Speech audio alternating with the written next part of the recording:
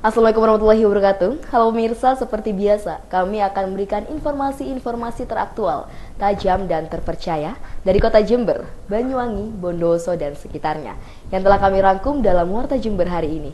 Bersama saya Winandita, inilah Warta Jember selengkapnya.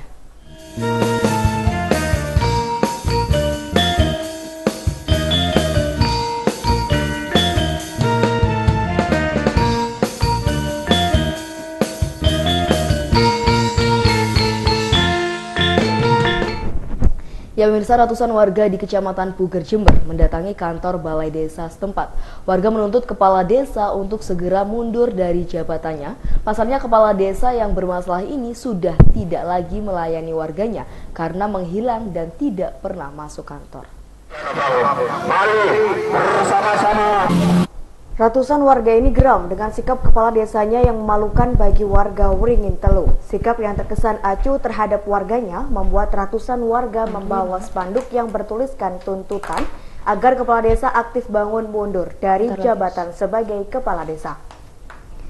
Warga terus melakukan orasi yang meminta kepala desa mundur. Tidak hanya itu saja, warga yang geram juga membakar foto kepala desa yang sudah menjabat selama 3 tahun. Warga juga melakukan aksi teatrikal dengan tidur di depan balai desa sebagai bentuk dari tidurnya pemerintahan desa selama 1 bulan terakhir. Puluhan warga dipersilahkan masuk untuk menemui perwakilan dari kecamatan, kepolisian, dan perwakilan desa.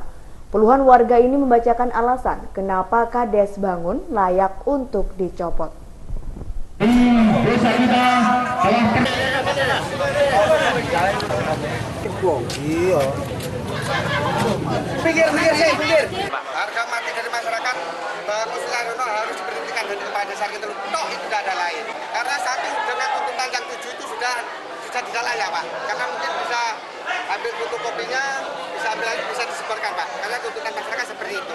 Masalah pelanggan tanah kas desa. Ini masyarakat sudah tahu semua bahwa tanah kas desa itu dikuasai bank pribadi, Pak. Mulai tidak dinas tinggal tanggal 5 November. Mari bersama-sama. Hari Senin tanggal 30 kita berkumpul di kantor desa Wringin. Terima kasih.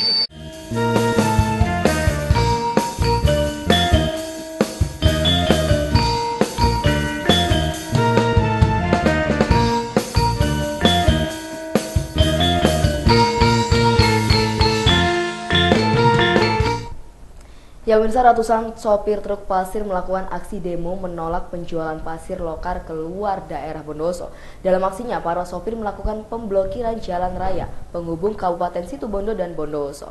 Akibatnya kemacetan pun terjadi. 200 lebih supir yang mengatasnamakan paguyuban supir truk penjual pasir se-Kabupaten Bondowoso melakukan aksi unjuk rasa di depan kantor pemerintahan Kabupaten Bondowoso pada Senin siang. Dalam tuntutannya, para supir meminta Bupati untuk membuat peraturan daerah (Perda) tentang larangan menjual pasir keluar daerah sebelum memenuhi kebutuhan lokal masyarakat di Bondowoso. Selain itu, mereka juga meminta pemerintah untuk membuat kebijakan untuk menstabilkan harga pasir lokal. Aksi ini merupakan imbas dari penutupan sejumlah tambang pasir di Jawa Timur oleh Gubernur Soekarwo pasca tragedi Lumajang. Para pembeli akhirnya membeli pasir dari Bondowoso yang sebagian besar masih beroperasi. Akibatnya banyaknya pembeli pasir dari luar, akhirnya banyak masyarakat Bondowoso yang tidak mendapat material pasir.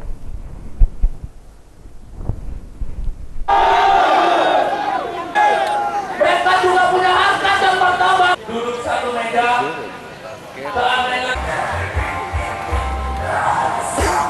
Per 1 Desember mintanya pengusaha sana minta 400 ya.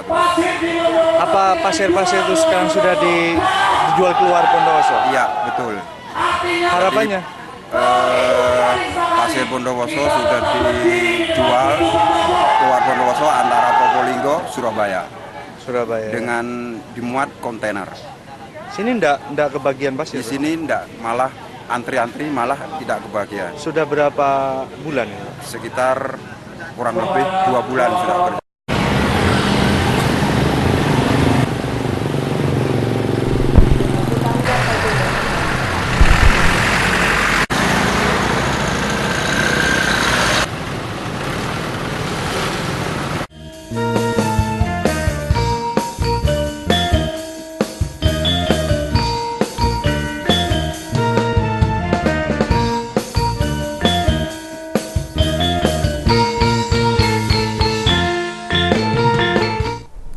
Beralih ke berita selanjutnya, pemirsa, sejak 3 hari terakhir di kaldera atau lautan pasir Gunung Bromo di Kabupaten Probolinggo terjadi badai pasir. Akibatnya debu bertebaran di lokasi wisata lautan pasir. Kuatnya angin di sekitar lautan pasir merupakan fenomena siklus tahunan saat pergantian musim kemarau ke musim penghujan. Dan biasa terjadi di bulan November ini, kuatnya tiupan angin membuat Pura Agung yang terletak tepat di bawah gunung terlihat tertutup debu yang berterbangan. Angin kencang atau badai ini akan hilang biasanya 1-2 pekan. Meski angin kencang tidak membahayakan bagi wisatawan, namun debu halus dari abu vulkanik Bromo berterbangan sangat membahayakan bagi kesehatan, khususnya pernafasan. Jika terhirup oleh wisatawan, menurut Asmadi, salah satu pengunjung Gunung Bromo, dirinya terus memakai masker karena debu di Gunung Bromo mengganggu pernapasannya. Sementara itu, petugas menghimbau agar pengunjung untuk memakai masker jika berada di sekitar kaldera Bromo. Karena debu yang dikeluarkan dari kawah Bromo mengandung silika, bahan dasar pembuatan kaca, dan bisa menyebabkan gangguan ispa, saluran pernafasan. Dari data Pos Pantau Pusat Vulkanologi Mitigasi Bencana Geologi (PVMBG) Gunung Bromo, aktivitas Gunung Bromo adalah letusan rutin, asap putih tipis dan tebal ke arah barat dan barat daya.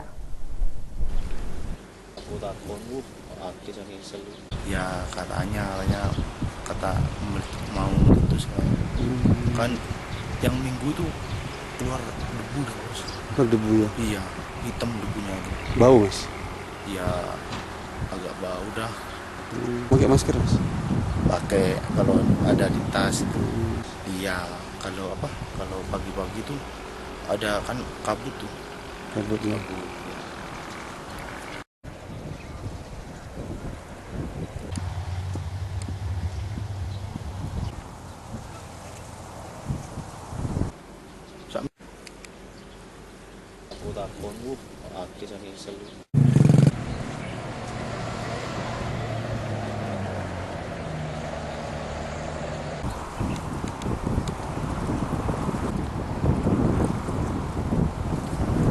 Liputan Warta Jember melaporkan.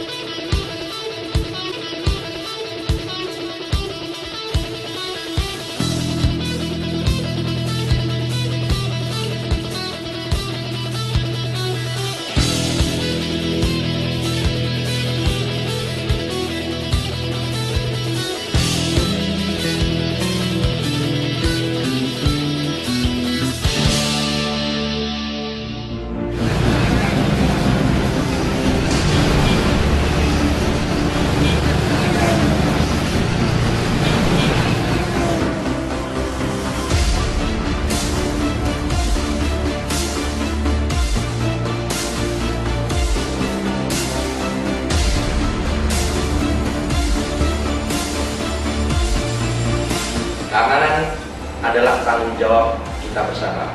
Mari kita jadikan kota Jember kota Suaswir, kota yang suasana warga aman, religius, bersahabat, berwawasan intelektual, dan kreatif.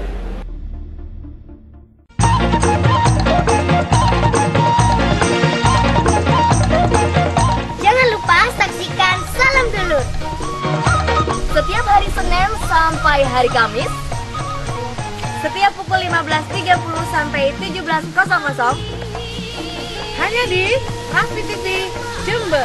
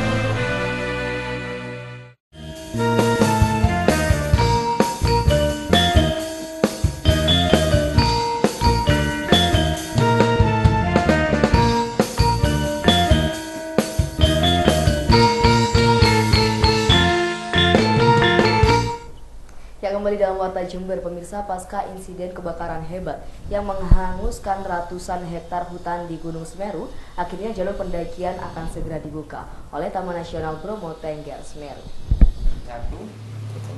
BA-nya ada.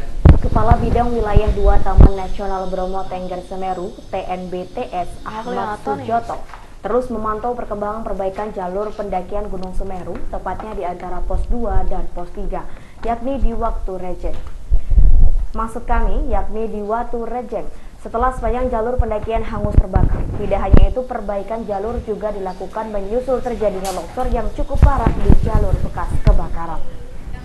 Setelah diguyur hujan lebat, rencananya jalur pendakian gunung tertinggi di Pulau Jawa ini akan dibuka pertanggal 1 Desember mendatang.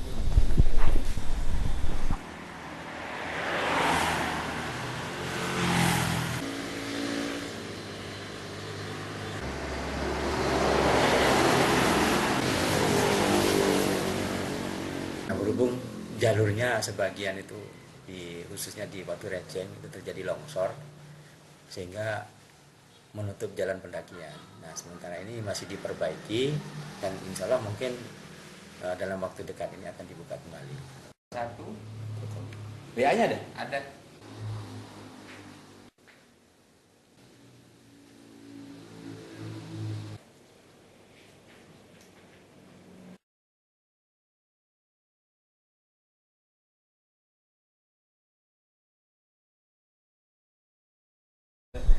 Tim Liputan Warta Jember melaporkan.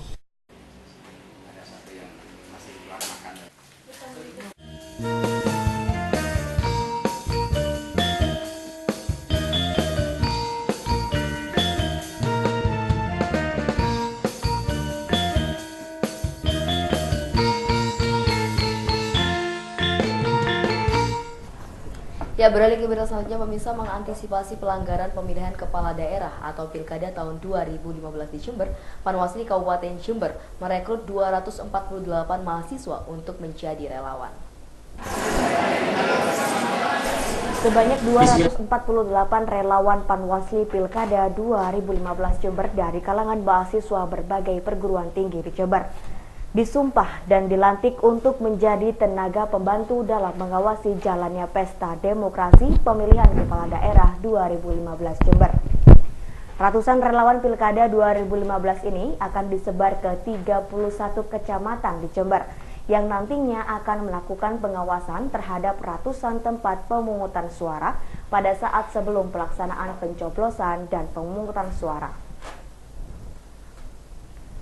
Para relawan Pilkada 2015 Jember ini akan berada di bawah tanggung jawab Divisi Penindakan Pelanggaran berdasarkan pengalaman pesta demokrasi tahun-tahun sebelumnya yang banyak sekali didapati pelanggaran membuat para mahasiswa secara sukarela mengikuti program relawan Pilkada 2015. Penyematan topi kartu tanda pengenal relawan Pilkada 2015 serta sumpah janji pengawas langsung dipimpin oleh Ketua Panwasli Jember, Dima Akhyar, bahwa para relawan akan melakukan tugasnya setidaknya 2 hari sebelum pelaksanaan pencoblosan dan 2 hari setelah pelaksanaan pencoblosan. Diharapkan juga dari perekrutan relawan ini akan juga memberikan pengetahuan sejak dini tentang bagaimana tata cara dan jalannya pelaksanaan demokrasi yang baik dan benar dan sesuai dengan undang-undang yang berlaku. Saya rela menjadi relawan karena saya menjadi mahasiswa untuk menyalurkan lidah para masyarakat. Harapannya untuk pilkada ini? Harapan saya semoga lancar, terus bisa membawa Jember lebih banyak lebih baik.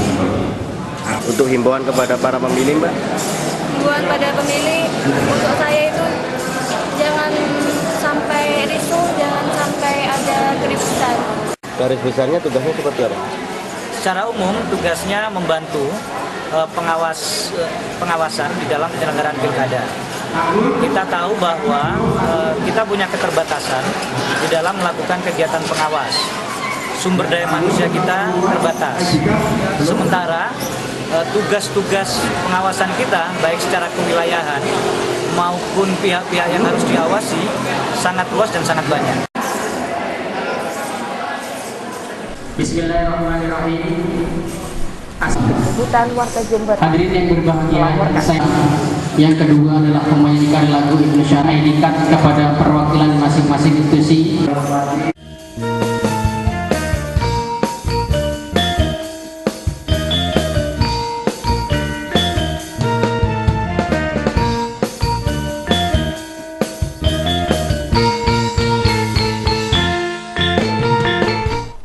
Ya, beralih ke berita selanjutnya pemirsa, jika di Pulau Madura, hewan ternak sapi kerap diperlombakan dalam arena terapan sapi, berbeda dengan Lumajang. Tradisi yang tidak jauh berbeda, namun yang dilombakan adalah hewan ternak kerbau di area persawahan Desa Sumberrejo, Kecamatan Lumajang. Sebelum dilombakan dalam perlombaan terapan kerbau, terlebih dahulu kerbau ini digait menjadi satu pasang dengan menggunakan keleles atau anyaman bambu dan kayu untuk tempat sang joki. Setelah dipanggil oleh panitia, barulah sepasang kerbau ini dibawa menuju tempat pelepasan di arena kerapan dengan panjang sekitar 150 meter dan lebar 70 meter. Saat panitia menaikkan bendera, pertanda pertandingan dimulai. Dua pasang kerbau ini langsung berlari kencang di tengah lautan lumpur dengan ditumpangi sang jokinya. Masing-masing sesampainya di garis finish, para kerbau ini lanjut disiram dengan air agar badannya kembali segar dan sehat menurut pemilik kerbau. Kerbau yang dilombakan ini bukan sembarang kerbau. Para kerbau yang dikerap harus memenuhi kriteria, usia harus di atas 3 tahun, postur tubuh tinggi dan besar, dan harus mendapat perawatan khusus agar stamina tetap terjaga.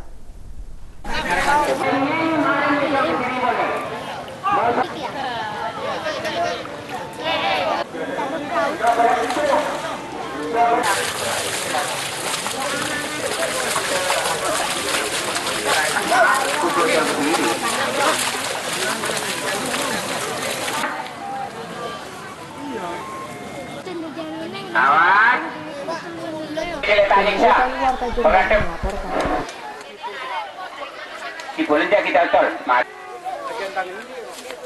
Kalau di sini, kalau desa Sumberrejo ini memang hobinya dari kerbau. Tujuan untuk kerapan kerbau ini diadakan setiap tahun. Kan tradisi di Lumajang ini kan kerapan kerbau, khususnya di desa Sumberrejo di sini. Harapannya supaya harga kerbau meningkatkan harga kerbau. Itu randu-randu itu yang punya Bapak Tihan tuh. Larinya bagus, Pak ya? Larinya bagus, Pak ya? Iya. Ini setiap tahun sekali atau gimana cara seperti ini? Pindah-pindah, dabuan, sini, banyak petilor. Setiap kali musim tanam, Pak ya? Iya. Kesenian tradisional desa untuk menyambut hari cocok tanam dan sesudah panen. Kalau tidak dipakai kerapan kerbau, ada yang dipakai bajak sawah. Kalau sekarang, kalau dulu kan tidak ada mesin, kalau sekarang ada yang dipakai, ada yang pakai mesin. Kerbau itu harus panjang, kulitnya itu lemas, tulang memadai, dan kerbaunya itu bentuk dan ukurannya itu cukup. Umurnya sekitar 3 tahun lebih.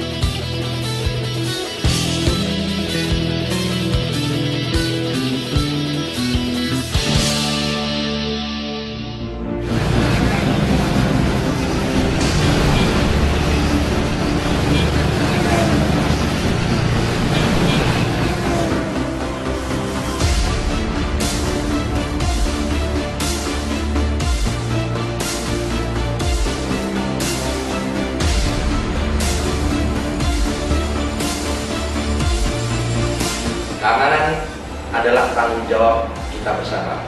Mari kita jadikan kota Jember kota suasana, kota yang suasana warga aman, religius, bersahabat, berwawasan intelektual, dan kreatif.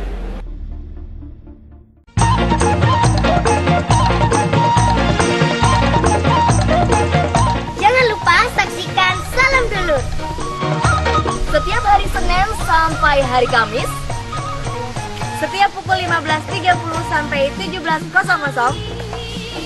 hanya di Rafi TV Jember.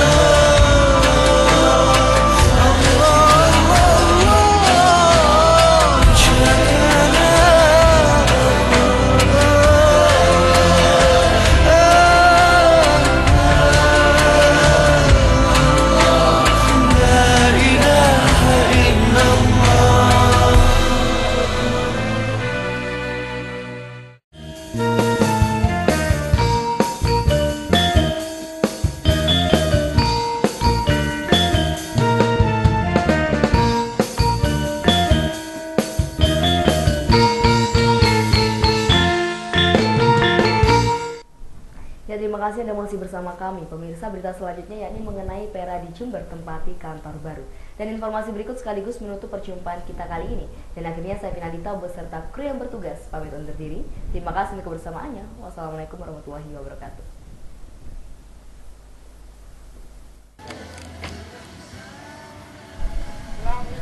Periode 2015-2020, hasil Munaslup 28 sampai 30 September 2015 dilaksanakan di Sekretariat Jalan Jambu Minggu 29 November kemarin. Tasyakuran dihadiri Ketua Cabang Peradi Jember Didik Muzani SH beserta pengurus serta mengundang anak yatim piatu dari Yayasan Ar-Rahman. Didik menegaskan bahwa dirinya mantap menentukan sikap bergabung Peradi bersama Ketua Umum Luhut MP Pengaribuan. Karena yakin Peradi bersama Luhut MP Pengaribuan mampu membangun karakter advokat yang berdedikasi officium nobile. Berjuang melakukan rekonsiliasi meskipun tidak perlu dipaksakan bagi mereka yang memang tidak menghendaki bersama dalam rekonsiliasi advokat. Yang pasti, Peradi harus terus eksis sebagai organisasi sekaligus sebagai rumah bersama advokat, kata Didik Muzani.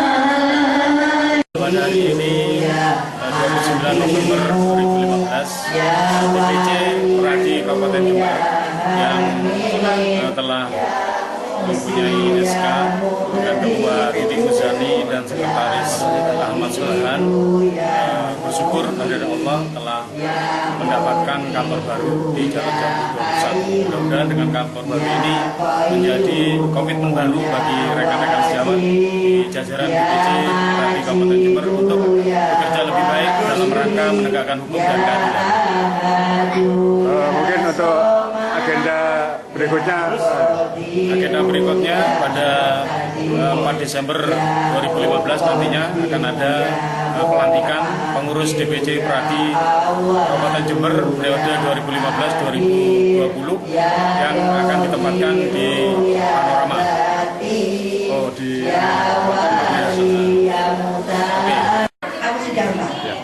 Terima kasih untuk berkaitan dengan agenda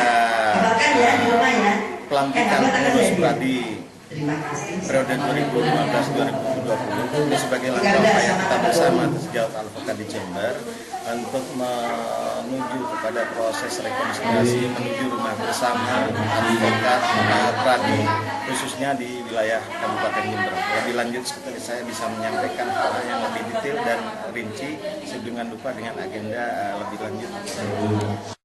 Harapan kami sebenarnya bagaimana kemudian advokat seluruh khususnya di Kabupaten Jember bersatu bernaung di dalam pradi yang kami pimpin sehingga menciptakan suatu kondisi yang lebih baik. Kalau advokat di Jember ini bersatu bersama-sama membangun penegakan hukum yang lebih baik ke depan dengan intinya apabila advokat yang di Jember ini bersatu dan kami naungi itu dalam sebuah naungan organisasi pradi rekonsiliasi yang kita akan laksanakan ke depan.